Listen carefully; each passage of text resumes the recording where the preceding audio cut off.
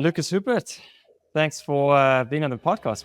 You're sometimes like blaming yourself for things, which often it's the problem, but like sometimes things which are not in your hand, success itself can be super different for everyone, you know? Lucas Huppert is a Swiss slopestyle mountain biker who finished fourth in the world in 2024. His nickname is Huppi, and he is one of the nicest guys you will meet. However, don't be fooled because he is on a mission to be world number one. No hander up. 360 tail off the drop, something we haven't seen. Oh man, I'm so glad he did that trick that I was asking for. What is your motivation to do it? Like, why? Like, what is actually the main driver for you to want to be the best? Like, my main focus is just I want to be the best in my discipline and make my fans, my family, my friends, myself just proud. And doing with what you do, it's always a plus to be in one piece. You guys seem to be professional crashers. It's like a talent.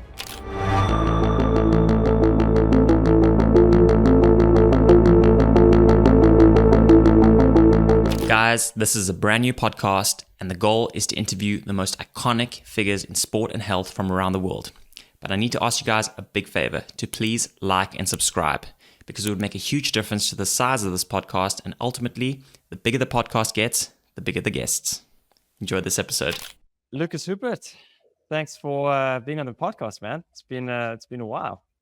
yeah, Stefan Garlicki, it's been a while for sure. Stoked to be on the podcast, and yeah, thanks for reaching out. What's been happening? I mean, you've kind of the years more or less come to an end now. Quite a good year for you, I'd say. How's the year been, and sort of how does life look for you at the moment? Hey, same like for every mountain bike, I'd say. Now slowly the season is coming to an end, and slowly shifting to the winter. So yeah, the summer and spring and fall has been amazing. I pretty happy. I got fourth in the overall at the Crankworx Slopestyle World Championship overall thing, which is pretty cool. And could be better, could be worse. Obviously, I'm aiming for some better results because I didn't have a podium or anything this season. I was always like in the top 5, top 6. But yeah, I mean, I'm happy. I'm riding bikes and I'm in one piece currently. So it's pretty cool. Well, doing with what you do, it's always a plus to be in one piece. Although you guys seem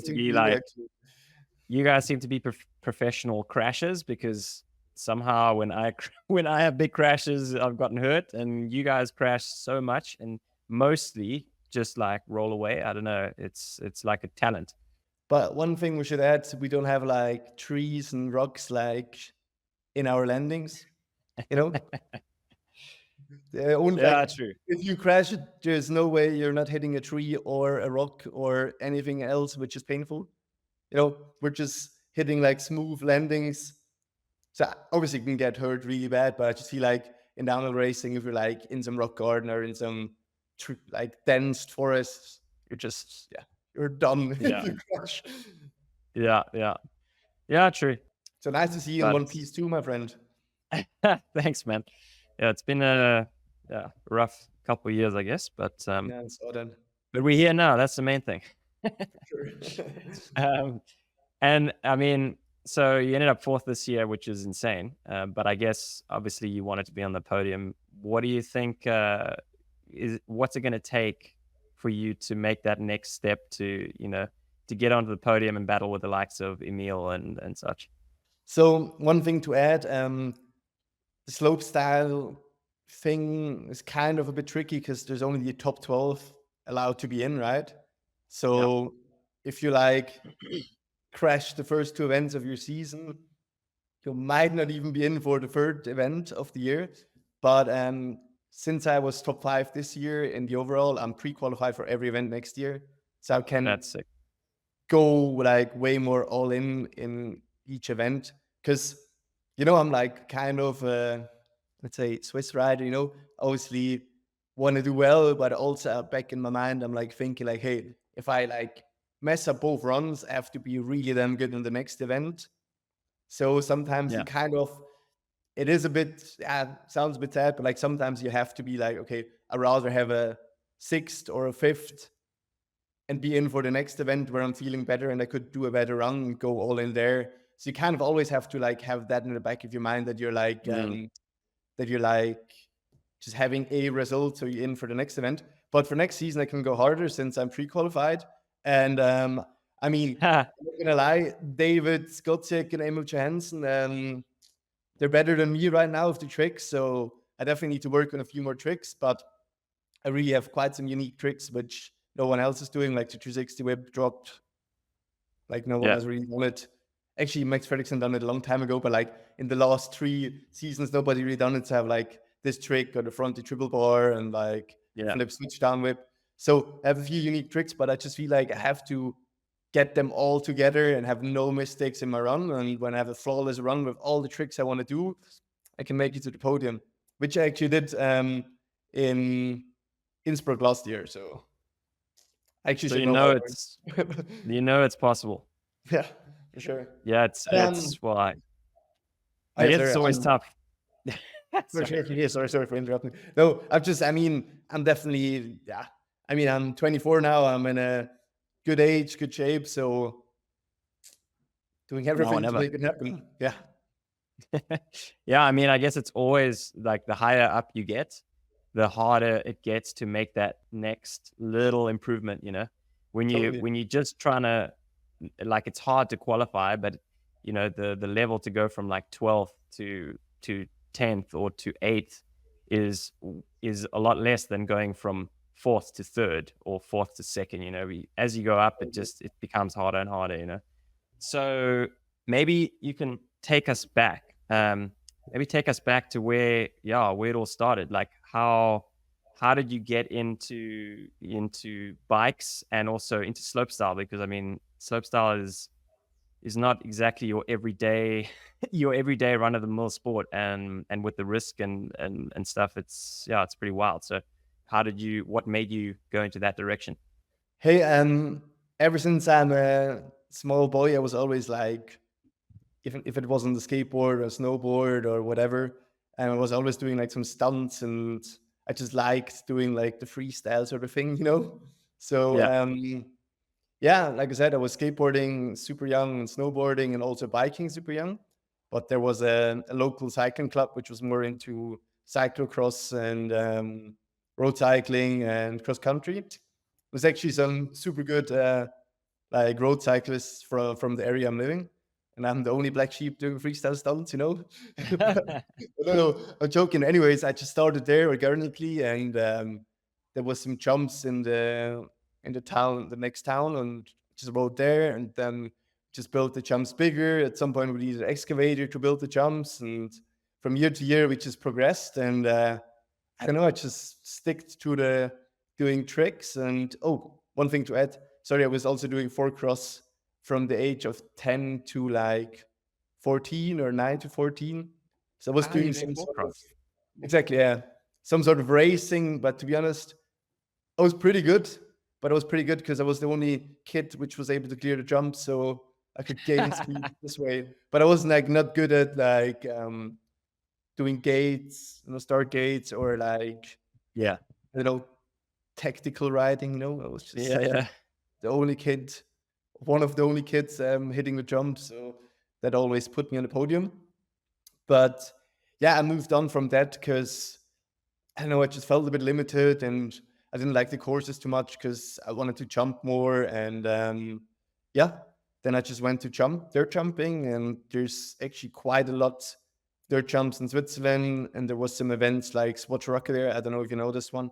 It was the ice rink in Thun, made by Flying Metal Crew, which are good friends of mine. And I don't know, I just had these events to look up to, and at some point I actually won the Swiss under 22 overall dirt jump series with 13 or something. So I got a wild card for Swatch Rocker there. I got a wild card for Swatch Rocker there, and then I could ride there, and it was just insane, like being a 13, 14-year-old boy riding in front of 6,000-7,000 people in a ice hockey stadium. So that was just an insane feeling, and I wanted to be doing that ever since, all the time. So I stick to it, and just trusted Insane. process. And was there a point, or when was the point where you really realized, okay, I want to be a pro, or I'm going to be a pro, you know? Or was it always in the back of your head, like from when you started right in the beginning? So competitions were always something I liked to do. So I always wanted to, prove myself and like just do events and stuff.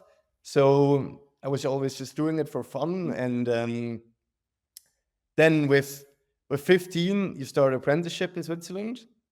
Yeah. So I started my apprenticeship as electrician. Actually, I just turned 16 then, but I started that in the summer of 2016. And I had to do electrician for 4 years. And I think after the first 2-3 weeks, I realized like, oh shit, biking is so much cool, But no, I liked it actually. It was cool. But then 2016, 2017, I was just riding. And 2018, actually, I had that was like my breakout season. That I won actually one gold event, which is like, let's say a European downhill cup, Yeah. I won that with 18, and so I won 6 grand in cash there. Nice. 50 euros and bills. So I was like, holy shit, what just That's happened? more than I don't that's even more need than to work. I don't even that's need more to than they work win anyway. at a downhill World Cup. Yeah. Okay, that's a different story. But anyways, I was like, holy, what just happened? Like, oh yeah, I'm gonna do this for sure. And that was just the point where I was like, okay, like I might look for some sponsors and like do this thing because I'm pretty good. And that year I also got the Rookie of the Year award, and was pretty good. I was like sitting in like 18th in the overall. And that year, Ryan Nyquist retired from Slopestyle. 1 or 2 others were hurt. Yeah. So I was lucky that I got a second alternate invite for Crankworx in 2019. Yeah. And it was like a week before. So I was like, wow. New Zealand, week before. I have to ask my boss from work if that's possible. No he way. was a legend. Big up to him. Peter Roman, legendary guy, was always like, to every event, he was always being like, hey, I see that you're like dedicated to it and you're working hard for it, so just give you the time off. So instead of 4 or 5 weeks a year of vacay, just 4 or 5 weeks a year, Yeah. the contract of time off from work. I almost had 3 months, and I just asked him if I can go to New Zealand in 5 days, and he was like, yeah, sure, do it. And lucky enough for me, but unfortunate for some other riders, Matt Jones got hurt and Emil Johansson. Yeah. So I got 1 hour before the finals that I can ride the event. No way. Yeah, it was insane. And I mean, it was early 2019, so I was just 18. I was there and like shaking. Literally, I had like, I don't know, a positive panic attack almost, I was like, oh shit, what am I doing? And then I did a run. I was first to drop. Was after first run sitting on 5th. After second run, got bumped down to 8th place. But that was a pretty solid result. And ever since then, I didn't fall out of tour. And it's now going to be my 7th season. Wait, no. 2019, 2020, 2021, 2022, 2023, and F4. Yeah, 6th season. Oh. Yeah, Crazy, 6th. yeah. Oh, wait, am I counting wrong right now?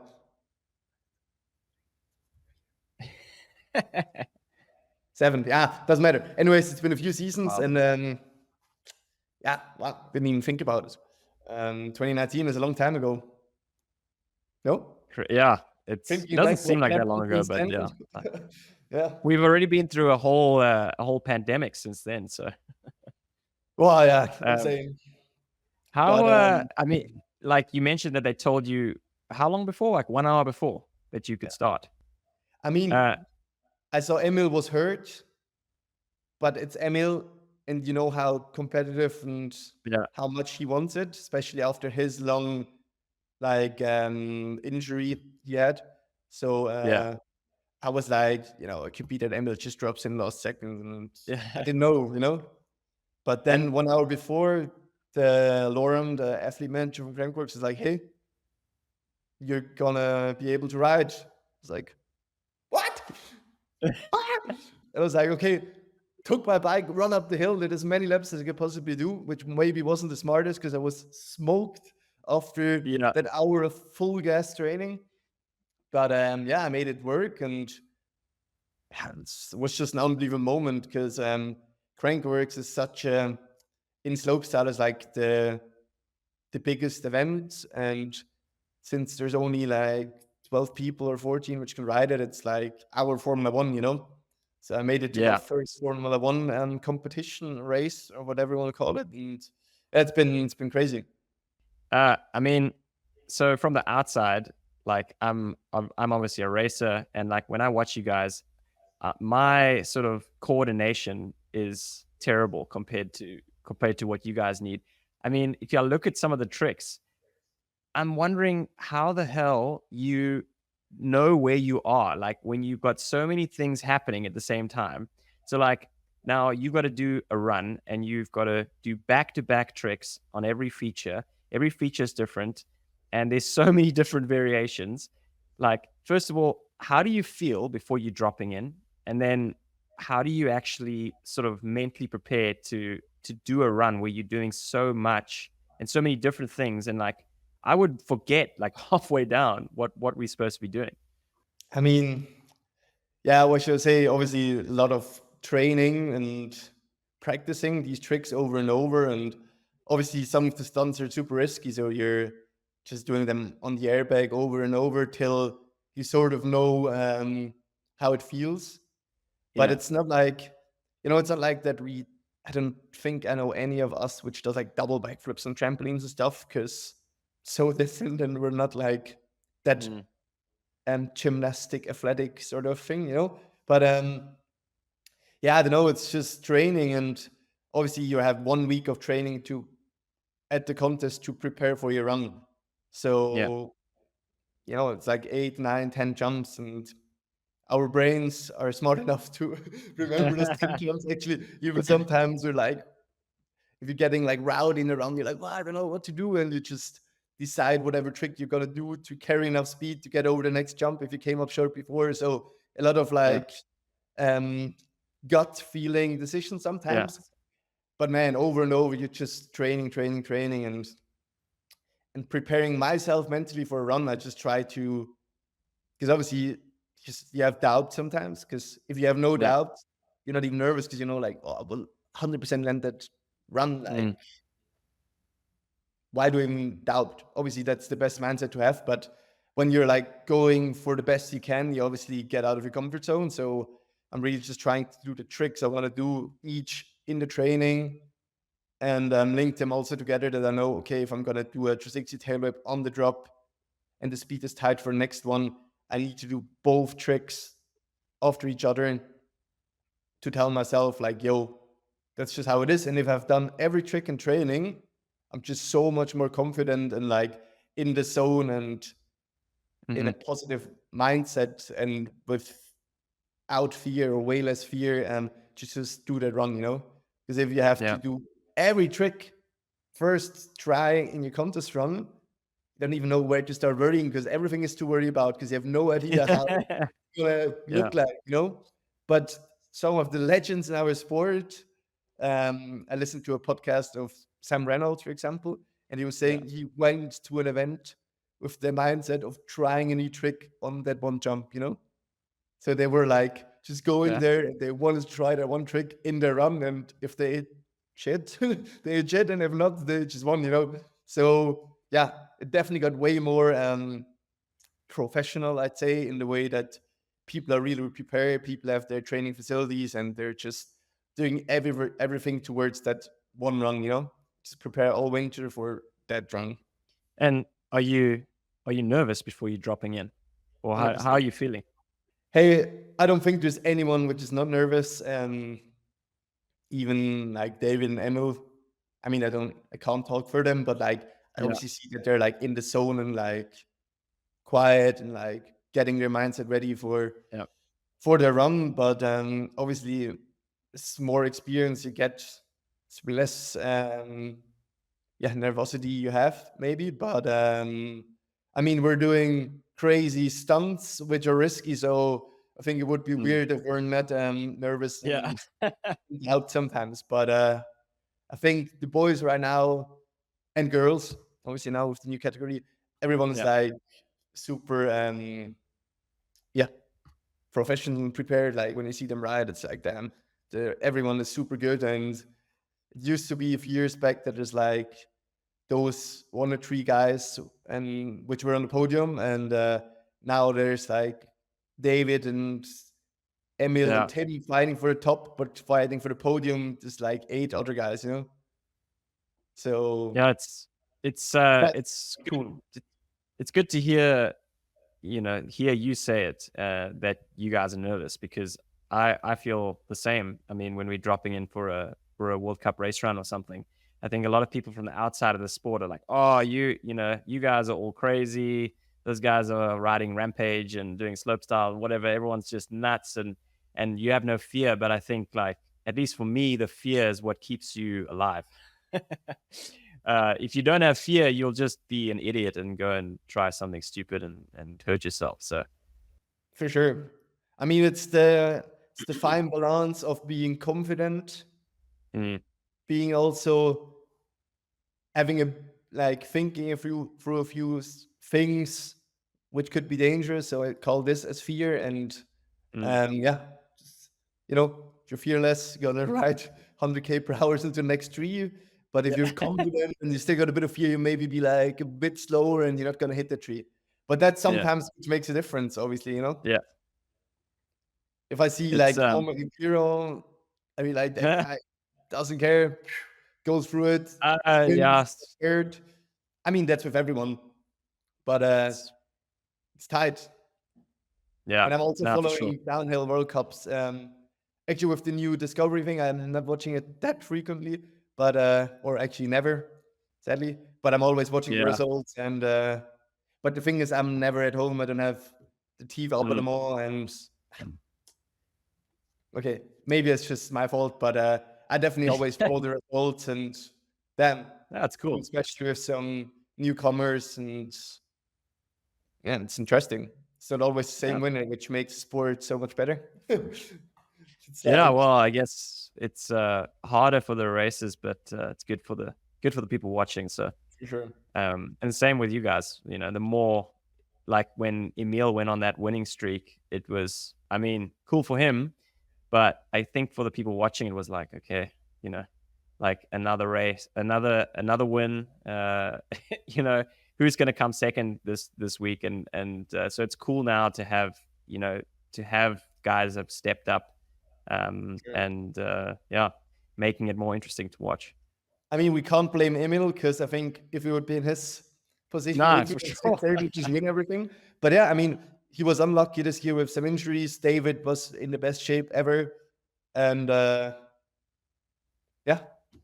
I'm excited for next season, because I think both of them are going to train as hard as never before. And yourself. Yeah, for sure. But I was just saying, like, because it was like Dawid for the first time having the perfect season or winning. Yeah. And Emil for the first time in 5 years not winning. Yeah. Him being super close. Yeah, me, Fetko, Kuderek, there's many other names. Just can pick it up. You mentioned that, so it was 2019 was the first time you rode a Crankworx event. And when would you say you were kind of officially a professional, like that you were living from the sport? When I finished my apprenticeship, which was in August 2020, and actually I got signed with Rough Cycles. That is German, they do mainly like city bikes, but also some dirt bikes, and from Germany, a brand. And they were super cool and helped me to just give me a contract from August for the first half year and the next 2 years, and had some other sponsors next to it already. Obviously, I was a bit more gypsy, like my budget wasn't as big, but from that point on, I yeah, I'm a professional mountain biker, and ever since I lived from biking, yeah. That is sick, man. Uh, It's and pretty so strange. it's a relatively short time now. I mean, it's only a few years that you've been a full year pro. I mean, obviously, I think people from the outside, they always see professional athletes and stuff, and they're always like, oh, that's so sick. Athletes, they just live the dream life and stuff. But I know myself, it's not always as easy as it seems or how it looks on Instagram. And I'm sure that dealt with some challenges and some personal injuries and stuff. And I mean, what has been the hardest point for you so far? And was there ever a point where you thought like, I don't know if I want to do this, or did that never cross your mind? Yeah, obviously it crosses your mind because, like, yeah, I don't know, you're just never, or I'm like, it's hard for me to be satisfied with the things and being fine with doing less or chilling because I'm always kind of stressed out. I'm, let's say, more, I'm a more stressed out person than a laid back person. Obviously, I can chill too, but it's just like, you obviously always want to have more. And when the contracts are running out, you're like, obviously, sometimes stressed out if you can live from biking next year, if the contracts are not getting re-signed.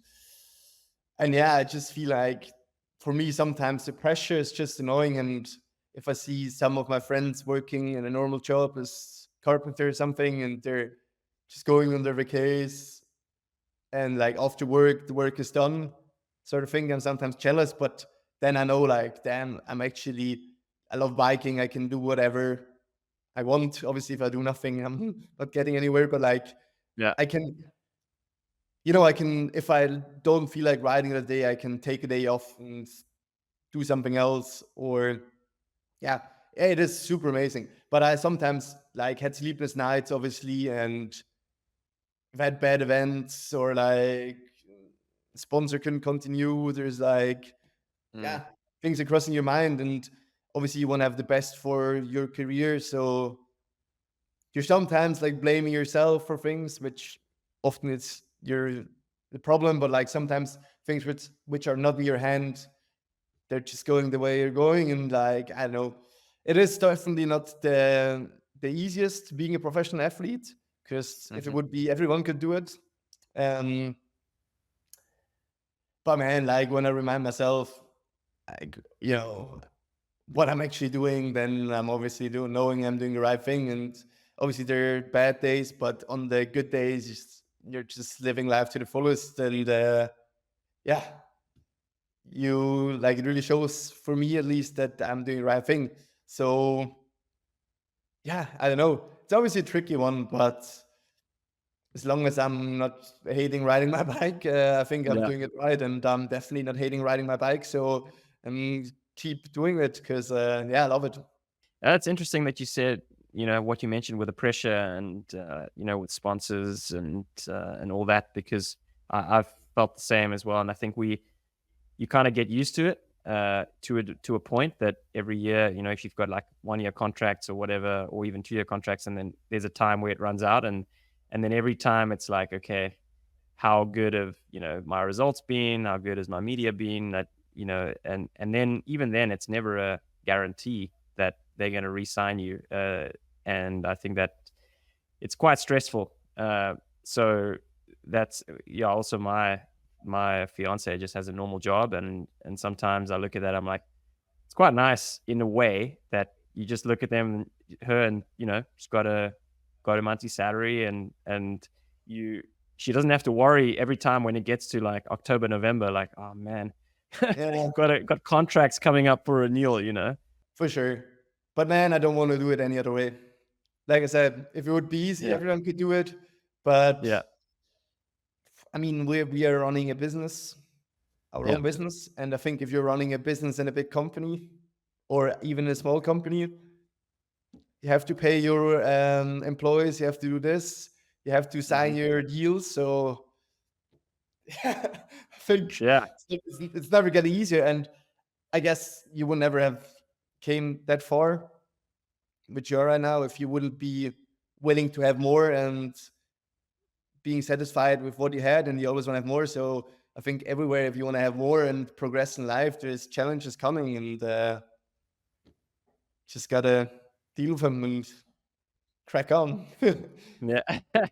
Yeah. And I think, I mean, I think it's easy also for people to go like, oh, well, you guys are complaining about being pro athletes or whatever, but that's not what this is. Like, I've loved every minute of Sure. what I've done, but it's just to also, like any job, at a certain point when you have to live from it, it is a job, even though it's fun. It's also like it's a job you enjoy, but you have to also see there's both sides. It's not just this amazing thing which has no downsides, but for sure, no complaints. Sure. And Like, I mean, if it would so, be easy, I want to do it. I can just say like this. yeah, Like, yeah, exactly. I think it's like that with everything.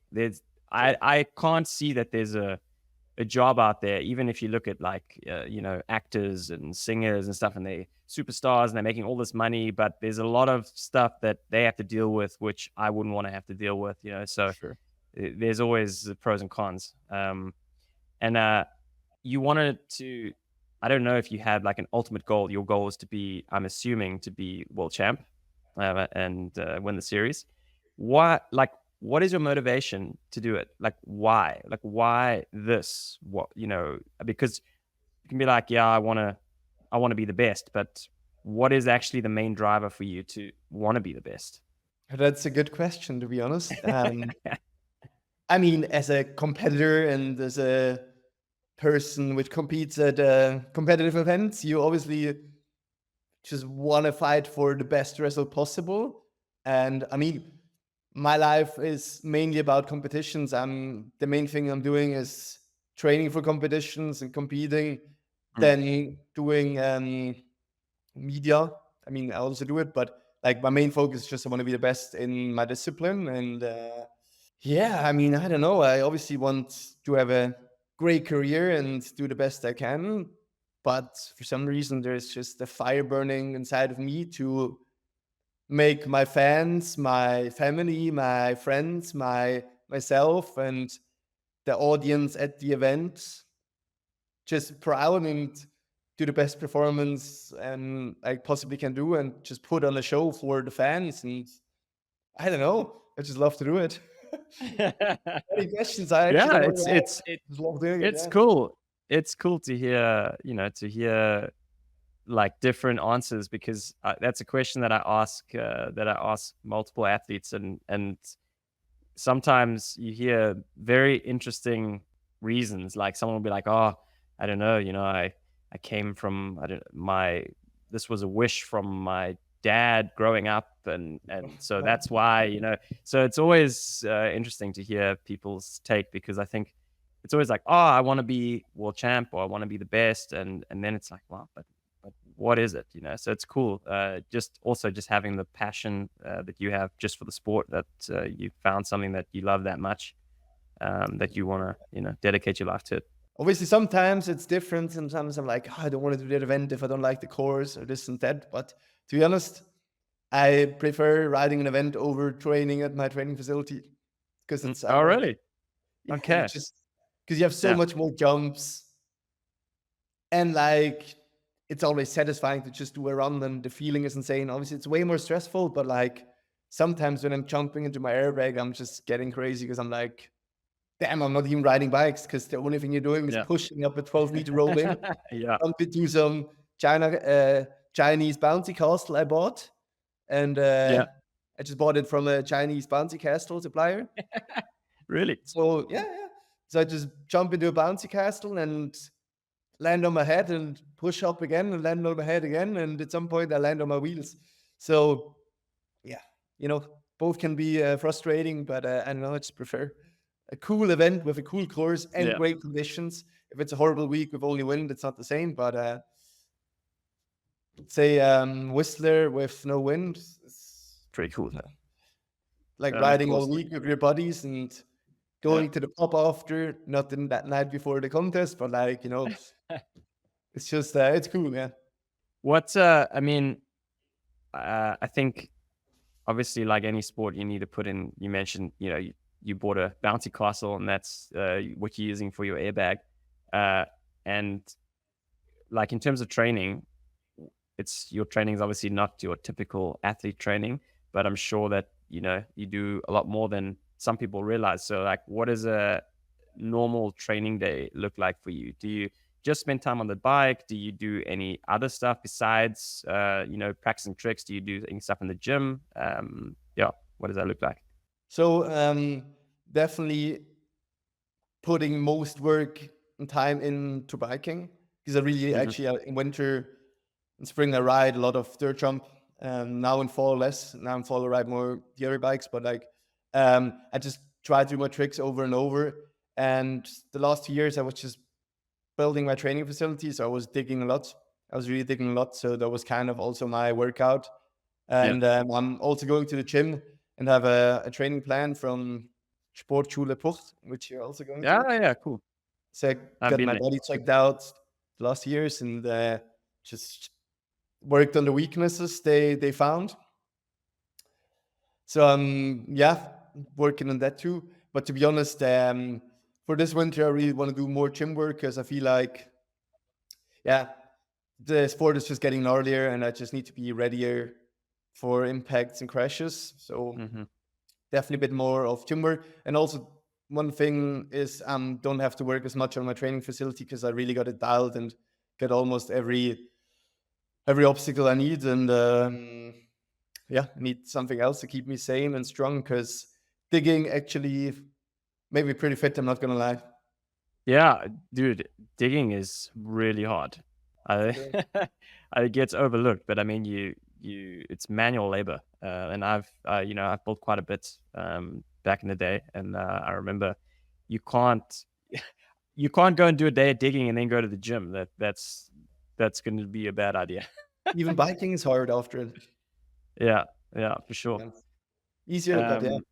You've you mentioned that you built a whole training facility now, and you just finished up the year in fourth.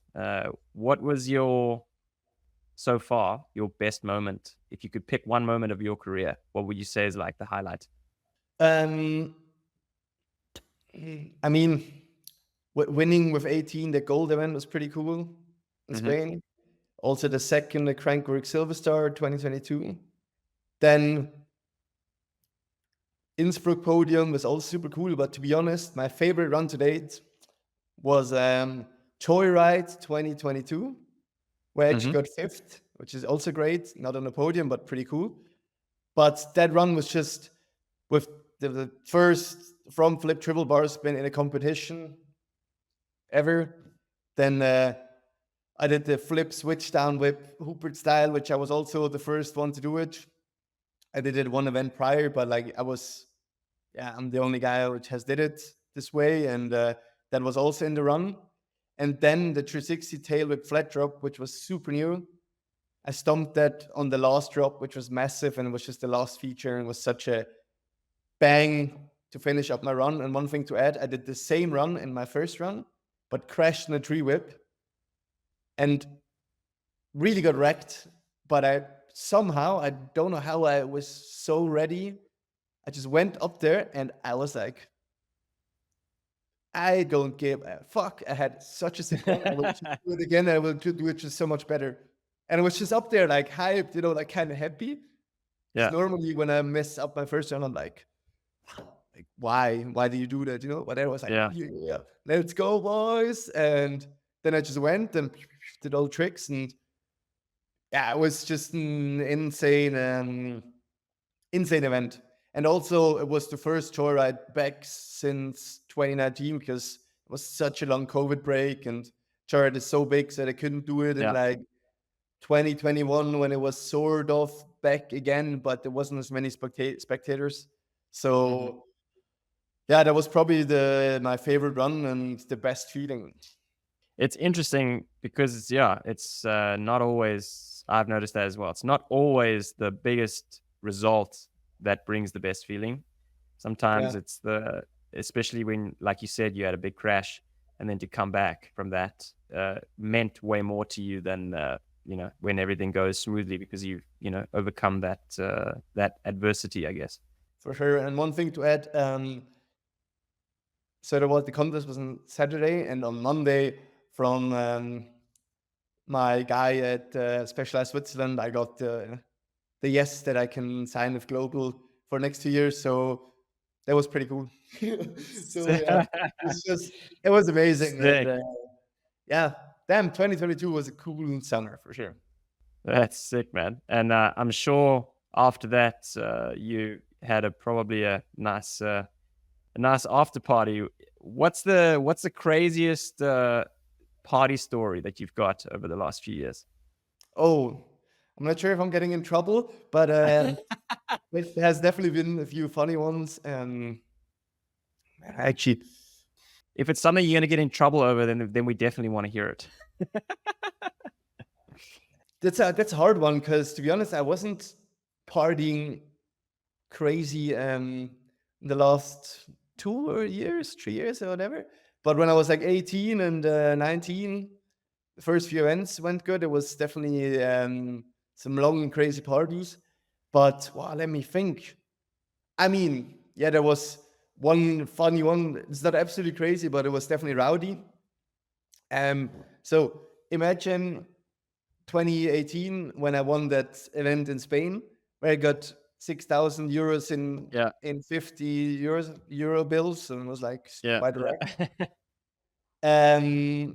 So yeah, one that was crazy. Obviously, we like started. Oh yeah, actually, insane story when I think about it. We started like partying and drinking, and we were just had dinner, paid dinner for everyone, and everyone. I mean, we were like 10 guys, so not everyone which was competing for the group. So it was in Spain, in Vigo. Imagine it's a big city party. It's like a big event with freestyle motocross, boat racing, BMX, everything on like the port area, right? And it was many different stages with music. So we're sitting by like some pub just next to the pier. It was like in Spain, the party starts at 3 a.m. So it was like 12 midnight. You're having a few pints there, and then you just see a cop car coming. Okay, fight or something, I don't know. Another cop car, ambulance, this and that. So the entire pier broke down, and we're like 10 meters away from it, because it was like jump around or something. Something like jump around. Pier broke down. No way. Insane. Nobody died, luckily, nothing. But like 200 people landed in the ocean. No way. That was insane. And everyone was fine. But we were like, okay, what's going on? What? Okay, anyways, went to the clubhouse with all the Spanish to celebrate the victory and that nobody died on that accident on the pier. And no, just jokes aside, but we've celebrated long. Then my one of my best friends, Jan Hagemann, which was also competing with me there, I was sharing the room with him, disappeared. It was like 5 a.m. 6 a.m. was our shuttle to the airport. Oh, I went to the room, him lying dead on the floor, packed his bike, packed my bike, carried him down to the lobby, just made it on the bus. Then the bus drove us to the airport in Porto. And then I had to wait 6 hours there with all the other people, because one guy was like, his flight was at like 7 a.m. So everyone had to go at 7 a.m., even if the flight was at 10 p.m. Anyways, our flight was at like 2 p.m. So we're sleeping there in the airport. I had my little backpack with the cash, laying on my belly with the cash underneath me.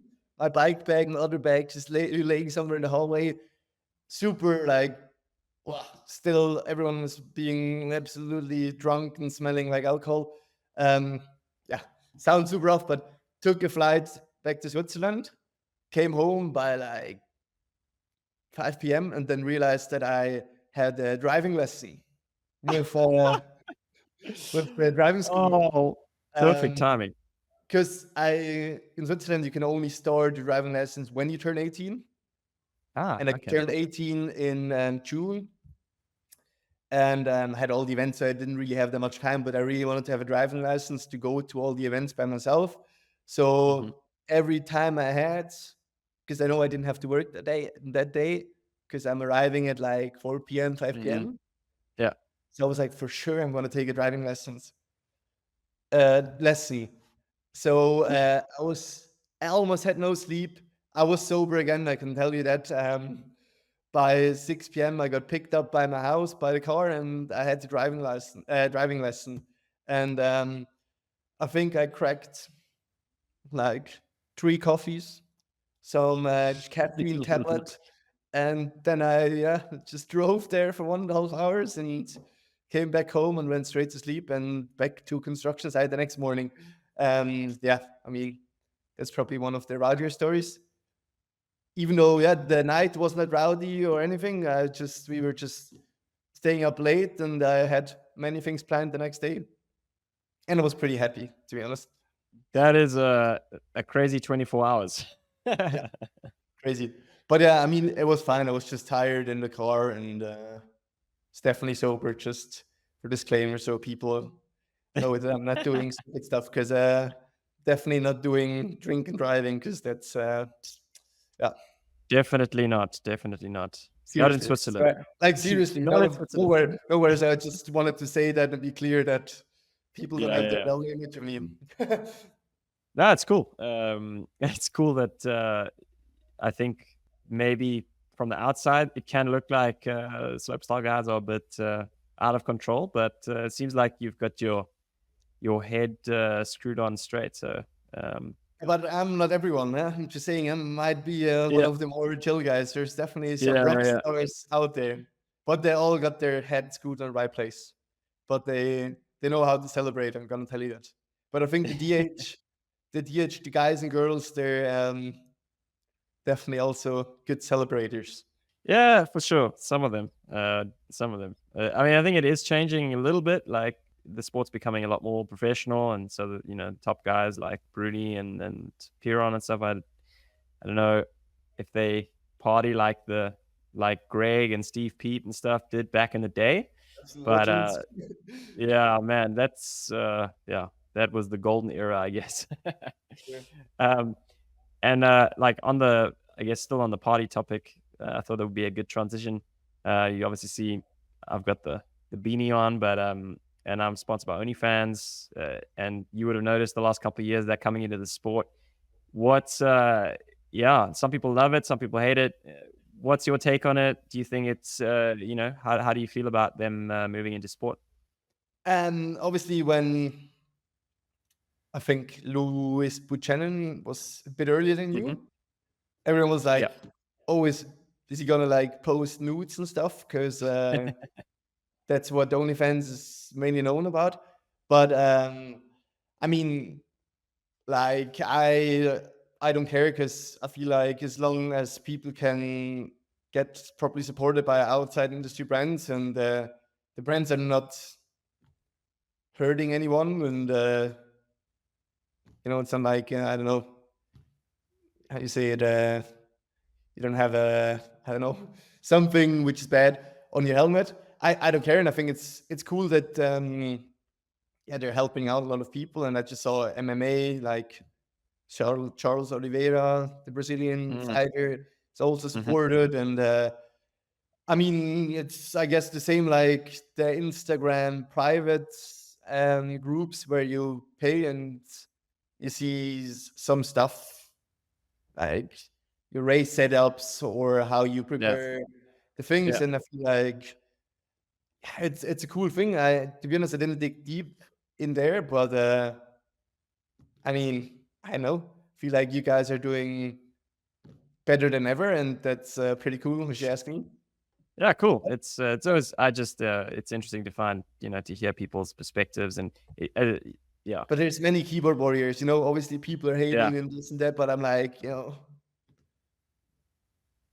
I mean, you don't have to have naked Stefan Garlic key on OnlyFans if you're like showing some cool stuff, which you only want to show to like the closer fan group of yours.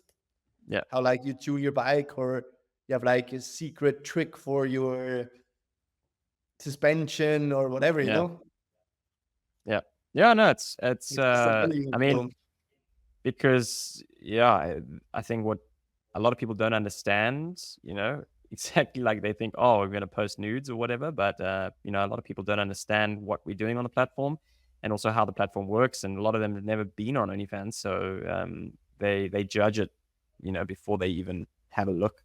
But, what our sports are not football or tennis or golf and those sports where the guys are winning millions in prize money. And that was going to be my next question to you was how do you feel that the state of the sport is in now in terms of slopestyle and the prize money, the support the riders get, how do you think it is and how do you think it could be improved? Because I know that there was it in Rotorua or one of the rounds this year the men didn't ride because they weren't happy with the conditions. And what's your thoughts on that? I mean, I love our sport and everything, and I'm also thankful for everyone which putting on the events, but it was just like many discussions. One big reason was safety, that we're like having our events in the morning rather than the evening, where the time window is so limited. If it's going to be windy, we rather start early in the morning, and if it's windy in the morning, we can at least try in the evening rather than not trying in the morning and doing our event in the evening. And we have to do it because there's no other option. And we obviously want to have an event. So that's why we're also dropping, even though the conditions are dangerous. That was one of the reasons. And also, like, obviously, the thing is, like, you have to be a smart business person to get sponsors, and only being a good rider is not good enough. And especially for some newcomers which are just made it into the tour, and like you have to like learn how to deal with sponsorships and show value and like do your socials and this and that. It's just hard. And for that one friend of us, Carolo, the Spanish guy, which just made it into Crankworx, had a super great season but couldn't afford to come and had to quit his job they fired him because he wanted to go and he took too many holidays. And we were like, oh, like, everyone in our sport is working towards it. So some of I think it was Lemon and Rogetkin and Eric, they made a group chat with us riders that we all want to pitch in for Carolo to make it to the event. And then all the competitors pitched in out of our own pockets to fund his travel. That's and cool. It's super cool. And obviously it was amazing. The only deal was that he has to ride without a visor. That was the only. So that was pretty funny. And obviously, I mean, we're competitors, but obviously we want to have the best for our sport, so we fight towards it. And it was just always, we didn't get hurt. We were bringing up things many times, and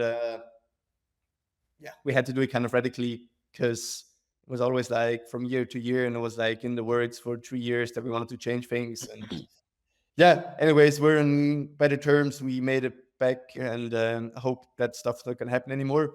But adding to the state of the sport, hey, obviously there could be more and better and bigger coverage, but our sport is a niche. And I feel like one thing which could be cool is, in the broadcast, they always have a bit of a story, and it's mainly about the winners or the guys, girls which have sponsors, which are sponsoring the event or the broadcast. So it's not that easy if you're not like with one of those brands to be put on the live stream. And I feel like it should, because every one of us is such a special individual.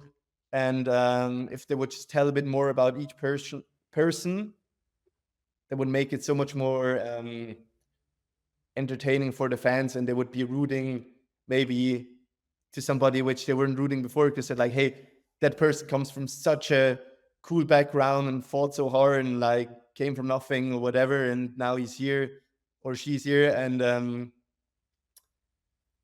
I think that could be definitely improved. And obviously right now the cycling industry is in a tough spot with having a crazy high in post-COVID or during COVID, and now there's it's not as many bikes are being bought right now, so obviously a bit tricky. But I mean, obviously want to get paid, but we also want to ride bikes, so we somehow have to make it work. But for everyone which is listening, it's not like we're like road cyclists or something which are making hundreds of thousands or millions or whatever. So everyone out there is definitely doing it not for the money, I'd say, for the love of the sport. And but I have to be thankful. I am thankful for riding my bike full time and having such cool brands supporting me, because I absolutely love my setup. Like, I just ride the coolest shit, in my opinion, So pretty proud of that. And also getting paid to it is definitely cool. Yeah, I mean, it's the dream, right? I mean, so with the events and stuff, obviously Slopestyle is not a race. Like, I think, me personally, I like events that are clear cut. I mean, it's easy for everyone to see who wins and who comes second and third. And Slopestyle is judged. And now, I don't know, I'm assuming that you watched Rampage, and you maybe would have seen that the results were a little surprising to some people. And how do you feel about judged events? And I mean, do you think that it's always fair, or do you think there's a way that things could be maybe improved? Yeah, that's obviously a tricky one. I mean, in Slopestyle, the judges panel is actually pretty cool, because all of them were ex-pros, or maybe still living from biking, but like ex-competitive slopestyle freeride guys. And so they know what riding is about, which is great. But obviously, people are doing worlds first in an event, and if you've never done a trick, it's hard to judge it. So it is super tricky. And sometimes I feel like unfair judged, or sometimes I may be better judged than I thought. But I mean, look, you can be angry after every event, but if I disagree with things, I just go to the judges and be like, hey, I disagree. I'm like, hey, what was up that I got that score, or I didn't beat the next two persons in front of me, or whatever. And then they're telling me why, and then I just try to take that feedback and maybe do the things they didn't like next time neither, even though I think it was harder. But it is hard. And obviously at Rampage, like, it is so hard to tell if you're not there in person, if you're not seeing how big it is. But me personally, I think probably one of the coolest runs was Tyler McCall's, because it was so fast from all the way to the bottom, big sands, beginning gaps, just full gas riding down the hill. And Samanak's run was obviously super tricky. He tricked everything. T-Mac didn't trick every single jump, but did some massive sends. I can't tell, but tricky. And for example, Brendog, there was Brendog's people's favorite, one of the coolest riders ever, and I love watching him. But for me, it's also hard to like see how gnarly it is. But I think if I would be there, like the Jordi Lund shoot and stuff, uncomparable to anything else I would have ridden, or I think it's just insane. But to be honest, I don't think it was that bad judged, everything in total. And what I think is the coolest runs are the ones which are just bombing down the hill with big sends and just doing the gnarliest stuff rather than more tricks. But hey, I will not say anything if I'm not there in person, if I'm not seeing the jumps and drops and the landings. And when I was younger, I was like, I can also do a tail whip drop and this and that. But now I'm like, hey, no, you can probably not do the tail whip drop on the lolly pad, because it is just so much harder and gnarly when you're there in person. So I'm not gonna judge it up until the moment I've been there and have ridden it. Would you ever consider doing Rampage if you got an invite? Hey, to be honest, I'm loving riding all the other bikes lately, and I put a lot of time in on the e-bike, trail bike, and downhill bike, especially now in fall, and I really love the riding. I don't do many tricks on it, but I just love going fast and hitting gnarly stuff. But I mean, gnarly, not comparable to Rampage, but like, just networking with some cool steeps and do some gaps and stuff. But yeah, I mean, you see the average age in Rampage is a bit higher than Slopestyle, and it's often also ex-Slopestyles which made it to Rampage. So yeah, I definitely know I have to practice a lot, but I would love to do it. And I mean, yeah, see how it goes. But main focus for now is Slopestyle, but I love riding the other bike more and more because it is way more about the jump than about the trick. Yeah. Because I feel like in slopestyle, whatever trick you want to do, if you practice it 10,000 times at some point, you can do the craziest trick. But hitting a gnarly jump is like, either you can do it or you can't. So, yeah. I mean, I like watching it at some point. Yeah. I'm with you. I think Rampage is so sick to watch. For sure, it's cool to see tricks, but I feel like Slopestyle is, if you want to see like the biggest tricks, then watch Slopestyle. And Rampage is, the creativity, the line, how big someone goes, like the speed, which is what makes it so unique as an event. And obviously, you mentioned a lot of guys went from Slopestyle to Rampage. Who did you, coming into the sport growing up, did you have anyone you looked up to, or that was sort of your idol, so to speak? To be honest, Sam Pilgrim. Oh, really? Yes, okay. Yeah, one of my biggest idols. And funny thing is, obviously, people know him now really well for doing funnier YouTube videos and stuff. But he was world champion in 2011, I think. And won many things. So District Ride, etc. So he was definitely, when I was younger, one of my idols. And Sam Godziek was also one of my biggest idols. And yeah, to be honest, I was fan of everyone which was doing the events and doing well. And Thomas Chenot was also one of my idols, and now a really good friend, and same with the others. And yeah, it was these rock stars. I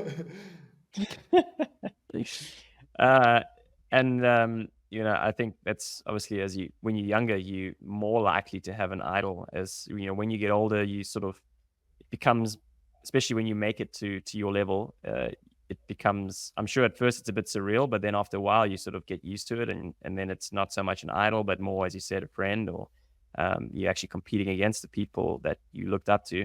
Have you got any advice, to younger riders coming up that maybe you wish someone had said to you before you got into the sport? Yeah, when I was younger, to be honest, I always wanted to make it happen the next season, like this and that, and it has to be now. And now looking back, I would just tell myself like, hey, you can actually chill a bit more and just keep on working to it, and like, don't be upset if you don't get the results right away, because obviously it's a young person sport. But looking back at, like, I think Paul Kuderk, which got signed with a drink sponsor with 26, and like, when he was younger, he was doing his studies and stuff, and obviously as long as better and bigger sport gets, as less time there is for studying and stuff, because everyone's working 24/7 towards it. But also for me, like, I scored better, like the bigger sponsorships when I was 22 is actually pretty young, but when I was 22. But like back then when I was 16, 17, 18, I was like, I have to work, I get sponsors now. Like, if I don't have sponsors now, I will never be able to live from it. But like, hey, good results come after time if you're like just sticking to it and working for it. And yeah, all good things align itself if you just believe in yourself and just work towards it. And if obviously, if you're like riding once a week and you're like, I want to be world champion, it's not going to work. But if you're like, hey, just doing the best I can possibly do to make it at least close to a world championship title, and just do it, and just believe in yourself. I think it's it's interesting that you said that, because I feel in a lot of ways similar. I'm sure you've gotten it as well, that kids, probably messaging you on social media and stuff, and asking how to get sponsored and this and that. And a lot of them are super young. And I normally tell them, to be honest, don't worry about getting sponsored just yet. Rather focus on having fun, getting better, and worry about that when you get a bit older. Because I feel like even if you do get, it's hard, but until you've got a good social media following or a lot of good results, it's hard to get sponsors. But even if you did, it brings so much extra pressure, and it sort of starts to, bring that side of it into it. And I think when you're a teenager, that's the last thing that you need. You need to just be focused on becoming the best rider that you can. For sure. Obviously, for example, when I saw Jackson Goldstone, when he was like 12 or something, with like Orange Fox factory fork, when you couldn't even buy him back then, I was like, Yeah. doing something wrong. But obviously, there is those like super talents, which we're getting brand super young. But like, hey, also a friend of mine, a younger one, asked me like, he was already getting through some distribution, I think, some bike part, but then he could have gotten from another brand directly from the brand to say like some other handlebars. But I was being like, hey, like right now, I guess you're living at home, and if your parents are also doing a ride, you maybe don't have to worry too much about cash, and you rather should just ride the product which makes you feel good, which you like, and rather than like taking some offer you actually don't even want to take, but there's a bit of money in there. Like, obviously it's different, and I'm spoiled to come from Switzerland where there's a good economy and this and that, but I just realized like, hey, for me, I need to just ride cool parts and cool bikes and clothes and etc. to be feeling the best and riding the coolest. And I know, just ride and do the things you love, and then it comes to the best. And look, now thinking back, obviously I was so stressed out of getting sponsorships, and maybe it was also good because then I also worked to sponsorships, but you just have to have fine balance. And if you can ride your bike almost every day and go to school and you don't have to worry about sponsorships and stuff, and you just enjoy riding, it's, I think, better than having to be stressed out about sponsorship and enjoy riding less. That's A1 advice there. You're obviously pretty young still. You're 24, but you might not have even given this any thought. But have you ever given any thought as to what you'd want to do after riding bikes? And if you weren't doing what you're doing now, what do you think you'd be doing? Hey, I definitely put some thoughts in what I would want to do after my pro cyclist career, and I didn't figure it out totally yet. But hey, I have such a big network in Switzerland of like, it's mainly biking, but I go to so many local events, I do shows, I consult things of how to build things sometimes, and to be honest, I don't know if you know Ramon Hunziker, for example, Swiss legendary free rider at Rampage 2 or 3 times, and he's running with his brother and all the other local bikers from Thun. They're running Flying Metal Crew, which is an amazing bike park building and event company, and is running super good. And like, I don't know, it just shows some confidence for me that like, if you do the same work into which I did into biking, into another thing, it will come all right. And also one of my best friends, I don't know if you know him, Chris Reber, he also did some competitions, Swiss guy. And now he's also self-employed in bike park building industry and is doing really well. And like, he was at the same point like me. He was just riding, and at some point he didn't ride anymore for a living. So, I don't know. I'm just definitely super grateful to be living in Switzerland, and I also have a diploma as electrician, and I just know like, okay, if worst comes to worst, I just start working at a job and I can really live from it, because Yeah. I'm lucky to Yeah, I be mean, Switzerland's pretty good for that. For sure. But I don't know if you're from South Africa, and might be not as easy. I don't know if you haven't thought too much Definitely. through what you want to do later. But hey, obviously I have it in the back of my mind, but I really want to focus on my biking, because I know, like, if I stress myself out about this right now, it's going to be bad. Yeah. But if I have some good conversations with good people which have cool ideas in mind and want me to be on board, I keep it in the back of my mind and try to stay in contact to make other things happen than results, Yeah, for sure. That's sick, man.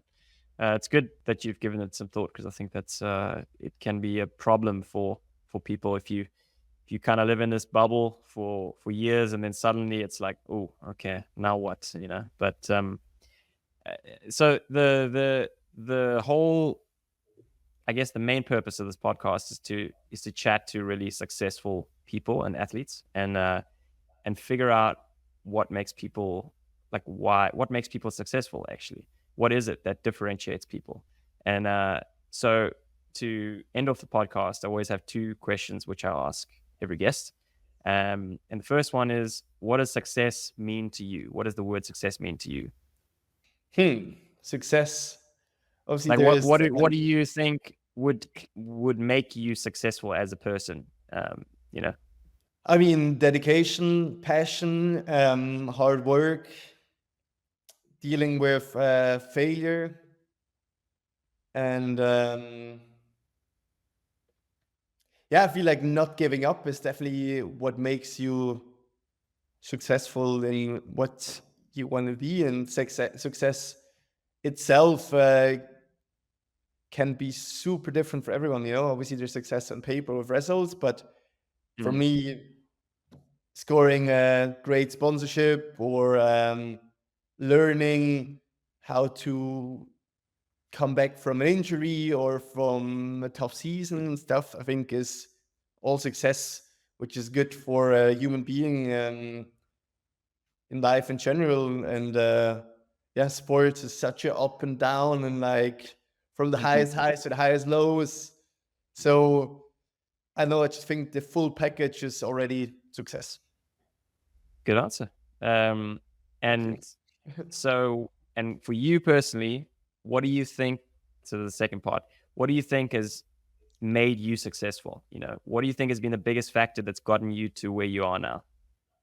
I think that I was always working to my goals, and then wasn't really giving up, because back when I was doing my 4-year apprenticeship, I was just working construction site, 7 to 5,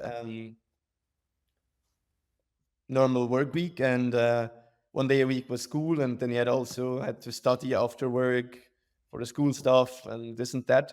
And I was always went biking, even though it was super hard and was many things to do, and I had to miss out on many other things. I just always stick to biking because I love doing it, and I also really wanted to compete and do it for a living after I had some success in some events. And I really just never gave up, and always had my eyes open to opportunities, and was just sometimes right on the right place at the right time. And it's also trying to be just nice to everyone, which I'll try to be always, but like, I don't know, it's just feeling like being happy and nice and cool to work with, and dedicated and working hard was, I mean, I don't want to sound like no too much, but like, I just felt like, it's just how it worked. And also, to be honest, my parents were super supportive, obviously a bit of a Swiss mindset, like you should do education with my apprenticeship and stuff, which I also think is good, because it takes a lot of pressure away, because I know, like, I didn't just put it all on biking, and if biking doesn't go too good, I know I just didn't waste all the last 10 years only for biking, also did something else next to it. And Yeah, my parents helped me a lot, and my friends, all my surroundings, and without them and my homies I was riding with always, I would never be here. So it's teamwork. That's that's the point. Like the people that are around you, I think make the biggest difference as well. 100%. Dude, thank you so much for coming on. It's been really fun to catch up and learn a bit more also about slopestyle, because obviously, I mean, I've watched slopestyle for years, but I guess I've never spoken to someone in depth about the sport and kind of what goes into it. So it's been really cool to hear your story. Yeah, it's been cool to chat. It's been a while. I think the last time we met, maybe we've met somewhere briefly, but like the last time we had a conversation was, I think, at Kenda Team Camp 2021. Yeah, crazy. Yeah. And then we were chilling in the pool at the hotel. Exactly. Some laps and some nice chillings. So yeah, pretty cool. We need to do some riding again. I haven't ridden. I saw you riding at what's that spot again in Zurich? The dirt jump spot. Oh, NT-Dirt, yeah. Yeah, NT-Dirt, yeah. I think that's the last time that I rode dirt jumps. It was like 2 years ago. Oh, really? Probably our friend Misha Rudolf, I guess. Yeah, exactly. So yeah, we should pick up a ride sometime. That'll be fun. For sure, or somewhere in the Alps, I don't know, Huppert bike park or Morsin, whatever, all these cool places. Sounds good, dude. Yeah. Thanks for coming on. Thank you. Yeah, thanks, man. See you next time. See you next time. Appreciate it. Dude, I wanna like go like that, but you're not here, so. That was iconic.